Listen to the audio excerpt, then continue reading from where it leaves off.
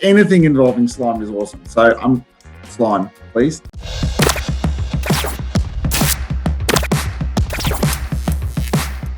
If you had to make a Lego creation on the moon or while scuba diving deep underwater, which one would be more challenging and which would you want to try? Definitely the moon, like 1,000,000% the moon. The hard part is, like, if you're building something and then you put something over here, it's going to float away and it's going to end up like flying towards the sun. So that would be really hard on the moon. Underwater has its challenges too, let's be honest, but probably the moon would be the hardest. If I was building on the moon, I mean, as a kid, I loved making spaceships.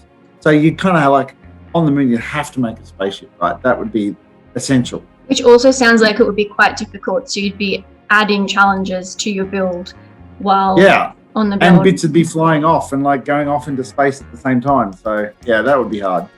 What a nightmare. If you had to work on a Lego build in a pit of slime or while controlling robot arms, which would be more challenging and which would you want to try? I think the robot arms would be harder because you don't have the tactile touch. You don't have the sense of touch of the Lego things. And as for which one I want to do, I definitely want to do the slime. Like anything involving slime is awesome. So I'm slime, please.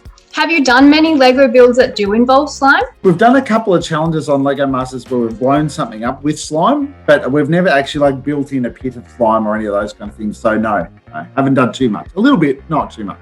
I love the watcher idea in the W section, which is where it has the optical illusion to make it seem like the monster is following you. It's quite weird in the sense that it's also quite technical. What do you think is the weirdest thing you've ever built?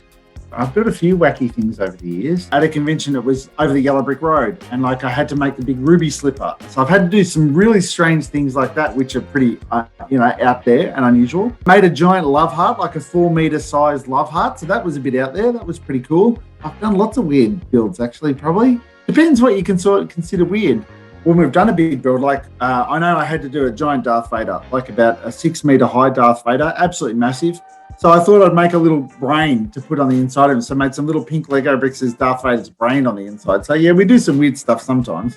What do you think is your most favorite Lego set recently released by Lego? They've really had a bit of a resurgence with some unusual things, not traditional Lego set things. So I'll give you an example of that. Like they've released these like flower bouquets and things like that, things that normally weren't Lego sets over the last few years.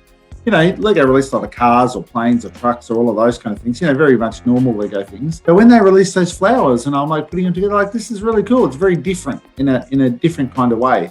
So probably something like that I think is awesome. And I do love building Technic Lego sets too. Do you have any advice or tips for case owners? Something cool they could try with Technics? The cool thing about Technics is you can make stuff happen. So you might have you can make a claw that opens and closes or an animal's mouth or something along those lines. You can actually get movement and things like that with Technic Lego, which is really cool.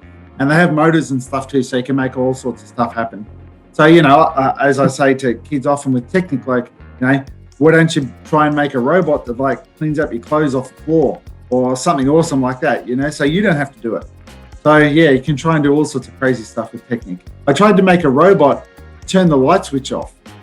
So so I didn't have to get out of bed to turn the light switch off. Hey guys, thanks for watching this video. If you want to check out more cool videos, be sure to like and subscribe to our channel. K-Zone you later.